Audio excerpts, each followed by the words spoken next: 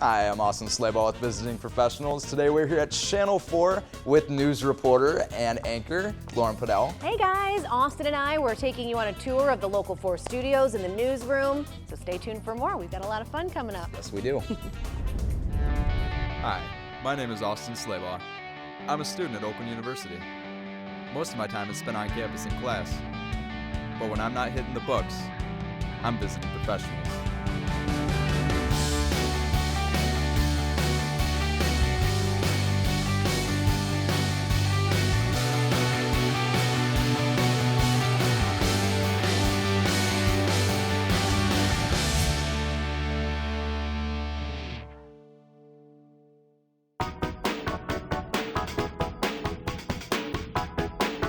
On a rainy day in Michigan, I made my way to WDIV Local 4 in downtown Detroit. Today, I'm touring the studio and meeting with anchor and Oakland University alumni Lauren Podell. Live from downtown Detroit, Local 4 News Today starts now. Here at home at 8:02, new developments in the Flint water crisis. First, Governor Snyder's latest request was turned down by the federal government. He was seeking to expand aid to Flint children impacted by the water crisis.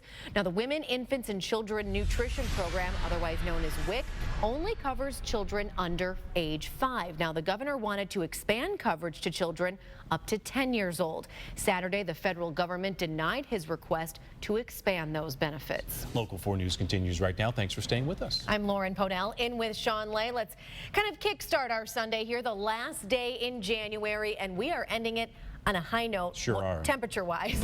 We're liking that, Andrew. That's right. Coming up after the break, I get an inside look at Local 4 Detroit and sit down with news anchor and reporter Lauren Podell when Visiting Professionals continues. People think I'm trash, but they're wrong. Today I'm just an aluminum can, but one day I could be a stadium.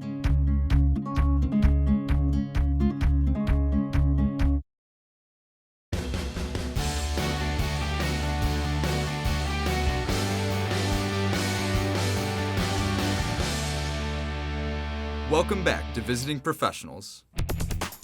We're at Local 4 in Detroit, where today I'm meeting news anchor and reporter Lauren Podell. I have you here in the studio. I'm on your home turf. Yes. Tell me a little bit about yourself. Are you from Michigan? Did you grow up here? Born and raised in Michigan, so the fact that I get to do and work and report at a local station in Detroit it's all I dreamed about when I was kind of figuring out what I wanted to do with my life and in this business. Grew up in Shelby Township, Utica Community School student, went to Henry Ford in Sterling Heights, and that's kind of where I got my feet wet when it came to being in the media. Even back then, in the early 2000s, I went on to do some volunteer work at Shelby TV when I was a junior. I had a bunch of buddies who were into film and camera operating and producing, and they needed somebody to be the host of their little show that they were doing at Shelby TV. And so I got to work there for a little while too. So that was where I first started getting into the business, but I'm an East Sider. Like I said, grew up in Shelby Township, and then after Henry Ford, eventually made my way to Oakland University. There you go. Now, how did you get interested into broadcasting to start out with? What was the first kind of idea that popped into your mind that made you think, you know what, this is something that I want to do? Well, I grew up with my dad, Doug Podell, who is in radio. He's been a DJ here in Detroit for 3 decades now. And I grew up with him getting a firsthand look at the media business, not necessarily TV, but I got to see what life was like, from behind a microphone. I had a little bit of a different life growing up. I was 10 years old. I was 10th row at an Aerosmith concert, backstage meeting bands growing up. And I just saw how he touched people through radio and got to work with musicians and help musicians. And a lot of people just think radio is, spinning records, putting in some CDs, but my dad is extremely involved with the community and Detroit and helping musicians make a name for themselves here, because obviously we are Motown, we have a lot of talent here. So I grew up seeing him work with people, help the community, be on air, have people know him, and I thought, this is such a cool career. Right, so your father, Doug, who coincidentally has a career in radio, did he influence you to do broadcasting? Or absolutely. would you say it was more a passion for yourself and you kind of wanted to be like your father? Well, he was a huge influence. I mean, I watched him. That's all I knew, you know. That was the life that I led. And I had other interests. I thought, oh, I'll be a psychiatrist. I'm going to sit people down. I mean, I had other interests, but for me, I like talking to people. I like telling stories. I like getting out and meeting new people. And we would sit around the dinner table all the time, my parents and I would watch Guy Gordon and Chuck Gatica and Carmen, and I would say, I can do that. We watched the news every single night at our house. And while we sat down as a family together, we would always have the news on. So the news, music, radio, Detroit was just how I was raised. And my mom always read a newspaper every day. We would always go over current events. It was just how we lived. And so in a way, my dad helped influence me, certainly, because I grew up in the business, but I just had a knack myself, my own personal interests of current events, entertainment, celebrities, court hearings. Like, I just always wanted to know what was happening and when. Now, going from at home, let's jump to Oakland University. What was it like there? Were you involved in broadcasting while you were there? Right away, before I even was a student at OU, my dad and I went and toured Oakland. We went to the Oakland Center. We found where WXOU was, the radio station. And I think it was a Saturday, so there was one person there. And I went in, and my dad said, hey, you know, how do you get a radio show here at WXOU? The guy said, send me a tape. And I said, even as a freshman, I can have a show? And he's like, oh yeah, just give me a tape. If, you know, pretty much if it's good enough, we'll give you a chance. And that's exactly what I did. I went into actually the radio station with my dad and tried to put like a little faux station together, gave him the tape, and I started off as a freshman with my own 2-hour show, Mondays 10 to noon. It was called The Next Generation on WXOU. I mean, I had a 2-hour radio show as, you know, like an 18-year-old. It was so cool. And the whole gist of the show was local music. I brought in bands. I did interviews. I had a list of like a concert calendar I had. So, I mean, I tried to make it as legit as possible. Now, going into broadcasting, I know that you did OU TV too, correct? I did. I mean, and I should say the fact that Oakland University lets students right out of high school, starting off in college, get behind a microphone, get on a set at OU TV or at WXOU is incredible. I mean, I just feel like a lot of the colleges that I toured and tried to learn about didn't give you that right off the bat as a freshman, as a young student who really wanted to dive in. So I credit the fact that Oakland University allowed me to do that as a freshman. I mean, that helped get me where I am today. Because if I would have started extremely late as a junior or a senior, who knows if I would have felt ready or confident enough to give this job a shot. So I eventually, yes, as a junior, I mean, I took all the classes, you know, I did stuff behind the camera and everything, but eventually as a junior, I started doing OU TV and hosted a show, Explore OU, with my buddy Yanni, who I still keep in touch with these days, and we had a lot of fun. You know, I did that for about 2 years, and then it was when I was actually a junior at Oakland University that the opportunity to get to work at Local 4 came about. Coming up after the break, Lauren gives us a tour of the Local 4 studios that you won't want to miss when Visiting Professionals continues. The average text takes your eyes off the road for nearly 5 seconds. Stop the texts. Stop the wrecks. Visit us at stoptextstoprex.org.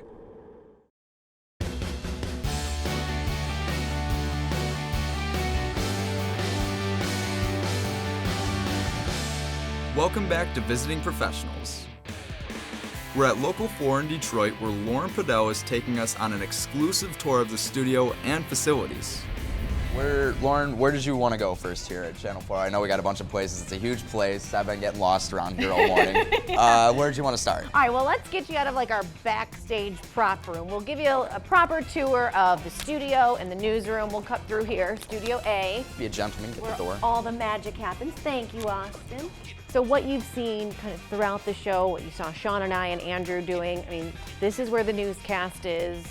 Every day, all day, Carmen Devin sit in those chairs. So for me, being a fairly new anchor to Local 4, it's like a huge honor to be able to sit in those chairs. But I mean, this is what you see on TV. It's just a little quieter right now. Everything's blank, but This is where all the magic happens. yeah. Obviously, you've got the chroma key here for weather. All the meteorologists, Ben Bailey, Andrew, Paul Gross, they have their weather pod here. We have the couch to shake things up. Live in the D uses this a lot, so this is where everything happens. Yeah, no, I see all your cameras here. I noticed when you were filming your show, all of them aren't run by actual people. Nope, you are not going to see a photographer in the newsroom. Everything is automation. That change happened at Local 4 a couple of years ago now. So the directors, the technical directors in the control room, I mean, everything is computer operated. They're there to kind of oversee it. But yeah, these things, sometimes they have a mind of their own, but it is definitely kind of all digitally run. Here's one of the biggest secrets though. I anchor with Sean Lay, as you saw, who's like really, really tall. I'm not really tall. This is how we make Lauren Podell look tall next to Sean Lay. Yeah, you did get a little bit taller I stand there. on a 6-inch box anytime I have to stand next to him. So everyone always tells me, the first thing they say, Lauren, you look so much taller on TV. And I go, well, we're faking it.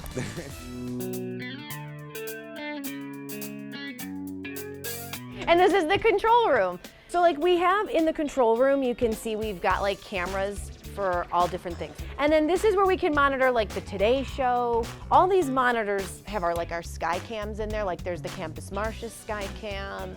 And so that's what the director and the producer punch up during a show.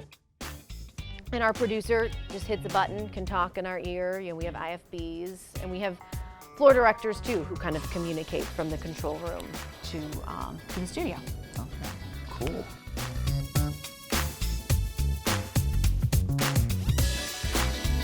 Well, this is just the atrium. This is where people would walk, you know, any guests we have, this is our main entrance right off of Lafayette, right in downtown Detroit. No other news station can say they are downtown. And this is leading up to the newsroom.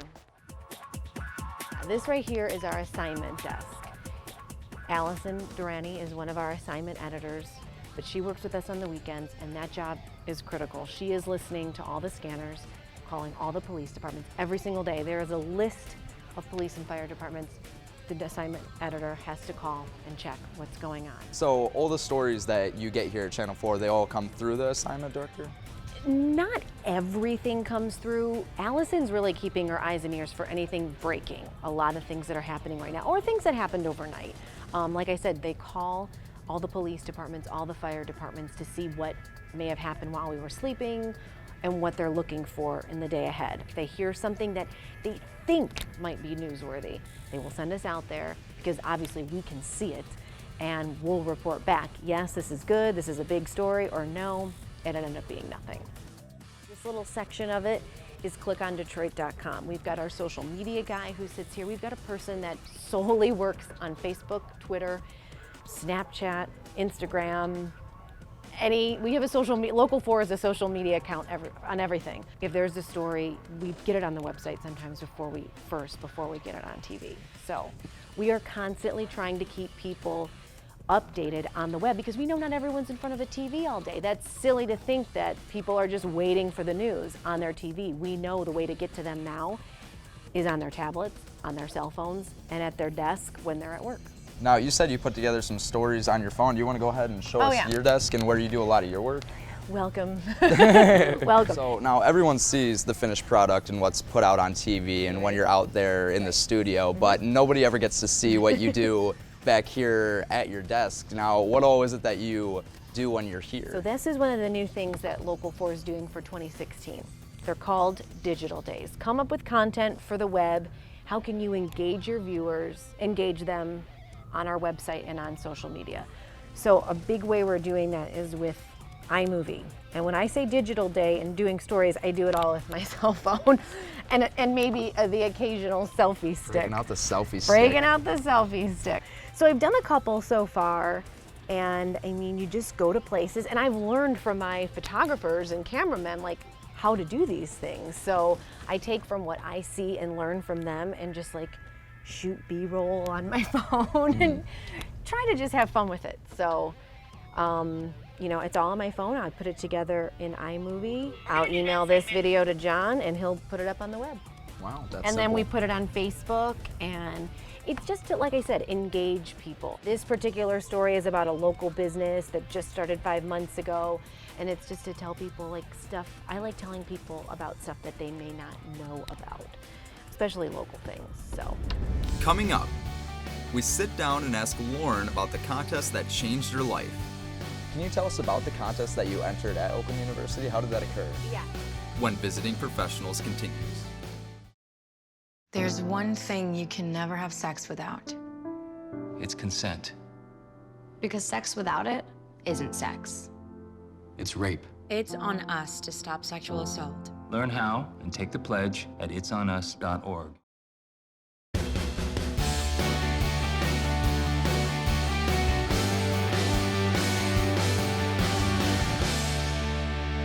Welcome back to Visiting Professionals. We're at Local 4 in Detroit, where today I'm visiting news anchor and reporter Lauren Podell. We sit down and ask Lauren about the contest that changed her life. Can you tell us about the contest that you entered at Oakland University? How did that occur? Channel 4 started running promos that they were looking for a new traffic reporter. Beth McLeod was leaving, who did the morning show traffic and the 4 o'clock traffic, and apparently the station thought, why not have like an American Idol, America's Got Talent type of thing to shake things up, I guess. I don't know what the thought process was, but I jumped on it. So they were having a contest at Oakland Mall looking to fill the next traffic reporter position, and I thought, this is my chance. Like, I was a junior though in college. I had no experience. I had an internship at Fox 2 under my belt. That was it. Obviously my time at WXOU, and you know, half of a year hosting Explore OU under my belt. Called my buddy Yanni, who I hosted Explore OU with. I went into the green screen at the OU TV station, put together a fake traffic report. I can't even imagine what that tape looks like. But I brought that in, and I remember I showed up an hour and a half early. I was number 13, I believe, 12 or 13 in line.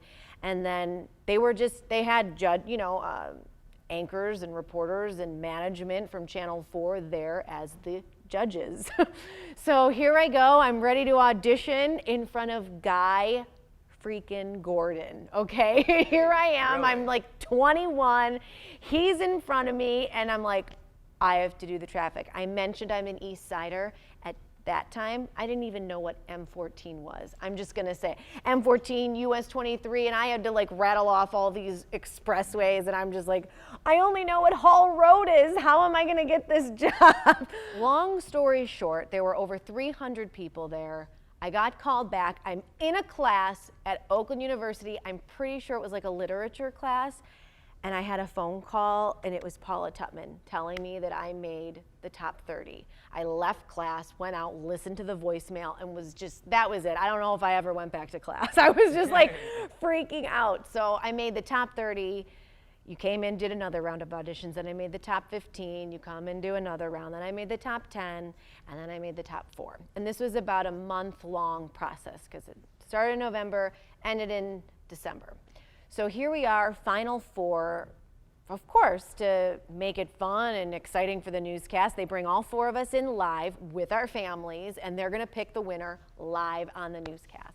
So that's not stressing out or anything. I'm freaking out. Here we're all standing in that corner, and the news director at the time, live with Carmen and Devin, pulls out the number that won, and it was mine. And I couldn't believe it. 21 years old, here in the studio like we are right now, and that is when my life changed. I won the traffic reporter contest, and in a month from then, I was on TV.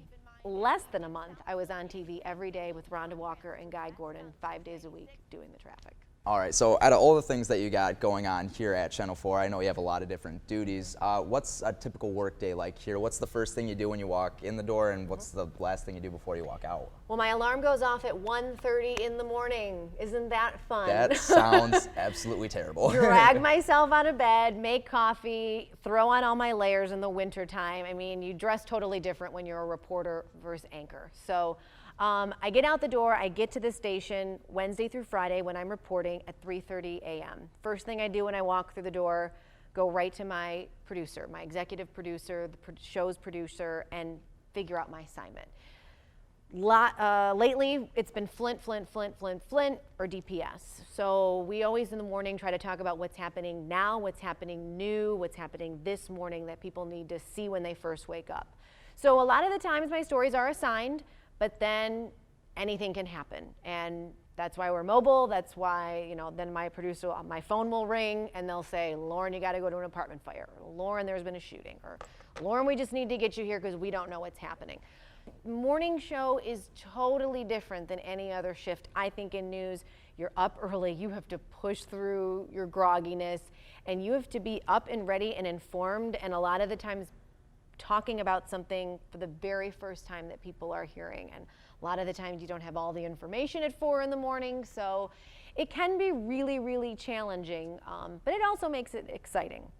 Once I'm done with the morning show at Local 4, part of my responsibility is either doing something for our noon show or turning a story that will hold for later. So if anyone ever sees me on at 5 p.m. or 6 p.m., it's taped. It's not live. So they'll try to find a story that will hold for later.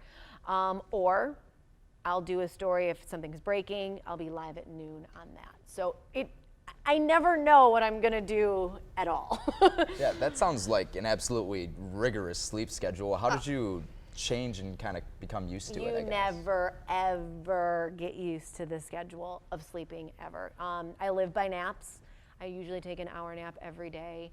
I mean, your life, you have to really dedicate, I mean, no matter what shift, but especially the morning shift, you basically live to work. When you go out and you cover your stories, do you get all your information beforehand or do you get it all on set? So I might get a couple of tidbits, couple bullet points before I leave, but most of the time I am figuring things out on the fly and on myself. I'm making phone calls, I'm Googling things, I'm knocking on doors. I have knocked on more doors in my life than I ever thought I would. I mean, that's how you find stuff out, is by talking to the people who live in the area, who work in the area, who were around the time whatever happened. So yeah, I figure out a lot and then I report it back to the desk and we go from there. Lauren, what would you say has been the highlight of your career so far? Most recently, I had one of my sources, that's how we referred to them on television, give me a tip about a big story, a big investigation that was going to be going on with a couple of EMS workers in Detroit about an alleged assault against a patient in the back of an ambulance. Difficult story to tell, one of those that you have to be really cautious about getting every angle, every side. But it was a really big moment, I feel, for me. It just came full circle. I got this big tip. I was able to execute the story, put it out. It took like a month to do. So it was a big production, and it ended up, we were the only ones that had the story on Local 4, the only station. And it turned out these two EMS workers ended up getting charged.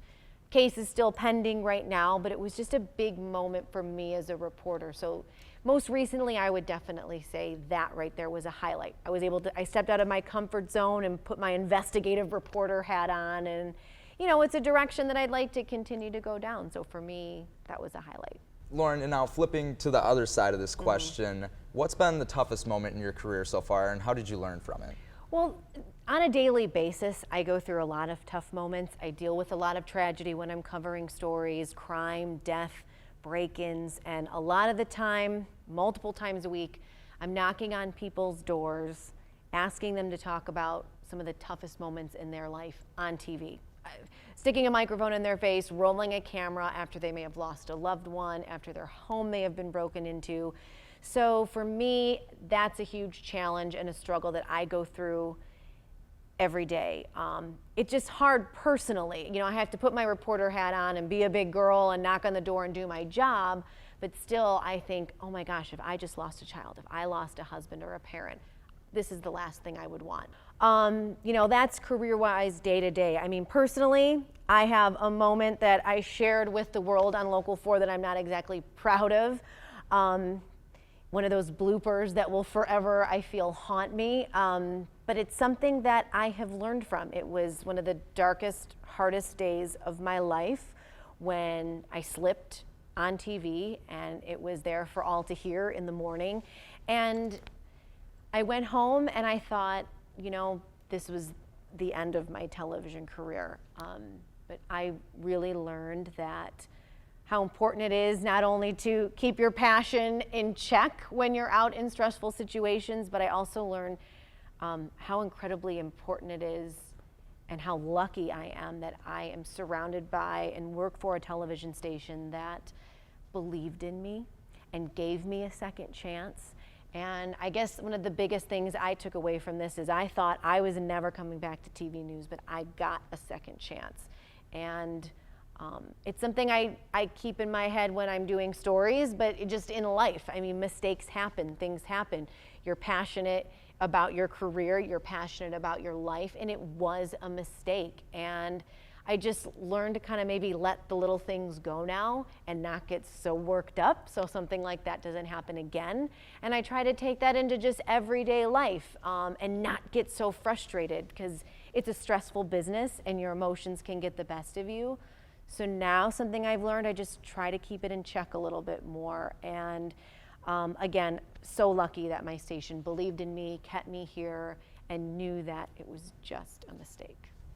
Well, I'm glad that everything worked out Yes, for you. Now I have thank me too. One last question before we wrap things up here. Yeah. Is this the best job in the world? This is my dream job. I pinch myself all the time. Whenever days get hard and I go, should I have just worked at a bank or something? I go, no way. This job involves sacrifice. It involves working on holidays. It involves really crummy hours. But it's fun. It's engaging. You're in your community. You're learning so much about your own city and your own town, or maybe a town you're not from, and you get to share that with the world, essentially. It's so rewarding. I get to have fun, but I also get to inform people about what's going on in their everyday lives.